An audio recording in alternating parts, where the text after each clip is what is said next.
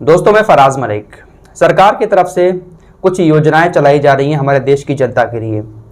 Free ration वाली योजना है, साथ ही साथ किसान सम्मान निधि के तौर पर भी 2000 रुपए की किस्त आती है। सालाना 6000 रुपए किसानों के अकाउंट में आते हैं।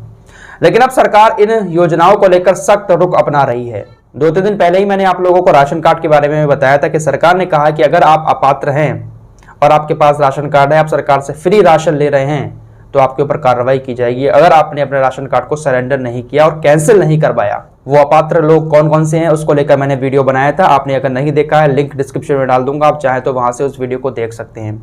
फिलहाल जिन लोगों को राशन की जरूरत नहीं है, उसके बावजूद भी वो राशन ले रहे हैं, तो सरकार उनके ऊपर कार्रवाई करेगी और अब तक जितना भी राशन लिया है उनसे वसूली करेगी। लेकिन अब किसान सम्मान निधि योजना को लेकर भी एक बड़ी खबर आ रही है। पहली खबर यह है कि 31 मई तक सभी को अपनी ई-KYC करानी है, जो लोग सरकार से 2000 रुपए की किस्त ले रहे हैं। अगर आप किसान हैं और सरकार की तरफ से आपके अकाउंट में भी 2000 रुपए आते हैं और अभी तक आपने अगर ई-KYC नहीं कराई है, तो आप अपने जन सेवा केंद्र पर जाकर ई-KYC करा लें। आधार कार्ड के जरिए अंगूठा लगाकर आपकी ई-KYC कराई जाएगी। अगर आप ई-KYC नहीं करते हैं 31 मई से पहले तो फिर आपके अकाउंट में 2000 रुपए नहीं आएंगे। आखिरी डेट 31 मई सरकार ने तय की है। अब आखिर ये ई-KYC है क्या और सरकार इसको क्यों कराना चाहती है और इसके कराने से सरकार को कौन कौन सी बातों का पता चला है। दोस्तों, प्रधानमंत्री किसान सम्मान निधि योजना के तहत तकरीबन 14.5 करोड़ लोग ऐसे हैं जिनको तकरीबन 65,000 करोड़ रुपए सरकार सालाना देती है। सरकार ने जब किसानों से कहा कि आप ई-KYC कराइए, उसके बाद ही आपके खाते में पैसा आएगा, तो बहुत सारे किसानों ने ई-KYC कराना शुरू कर दिया। ई-KYC कराने के बाद सरकार को वो चीजें पता चल गई जिसको सरकार जानना चाहती थी।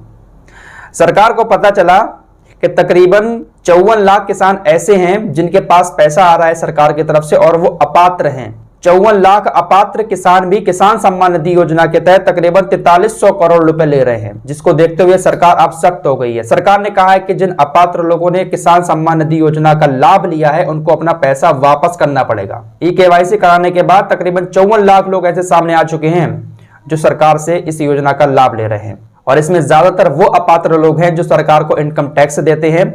इनकम टैक्स देने के बावजूद भी वो किसान सम्मान निधि योजना का लाभ ले रहे हैं, अपने अकाउंट में 2000 रुपए सरकार की तरफ से पा रहे हैं। अब देखिए कौन कौन सी कंडीशन है, किन लोगों को ये 2000 रुपए नहीं मिल सकते अगर वो किसान है। डॉक्टर, इंजीनियर, CA, वकील, आर्किटेक्ट, अगर ये किसान हैं और ये लाभ ले रहे हैं तो इनको लाभ नहीं मिलेगा। अगर लिया है इन्होंने तो इनको वापस करना पड़ेगा। वर्तमान में संवैधानिक पद पर धारक किसानों को पैसा नहीं मिलेगा। इनकम टैक्स देने वाले किसान भी इस योजना से बाहर रहेंगे। इसी तरह 10,000 रुपए से अधिक पेंशन पाने वाले किसानों को भी इसका फायदा नहीं मिलेगा। पूर्व में मंत्री, लोकसभा, राज्यसभा सांसद, मेयर, जिला पंचायत अध्यक्ष, विधायक और MLC को भी पैसा नहीं मिलेगा। केंद्र या राज्य सरकार के अधिकारी इस योजना में शामिल नहीं हो सकेंगे। तो ये लोग हैं जिनको इसका लाभ नहीं मिलेगा। लेकिन जब सरकार ने ई-KYC कराने के बाद देखा तो बहुत सारे लोग ऐसे हैं जो इनकम टैक्स भी देते हैं, डॉक्टर हैं, इंजीनियर हैं, बहुत सारे लोग हैं जो इस योजना का लाभ ले रहे हैं। तो सरकार ने कहा है कि इसको जल्द से जल्द वापस करें, वरना सख्त कार्रवाई की जाएगी। किस राज्य में कितने अपात्र किसान हैं जो किसान सम्मान निधि योजना के तहत सरकार से पैसा ले रहे हैं, उसकी पूरी लिस्ट मैं आपकी स्क्रीन पर लगा देता हूं। सबसे ज्यादा जो है ना वो असम में है।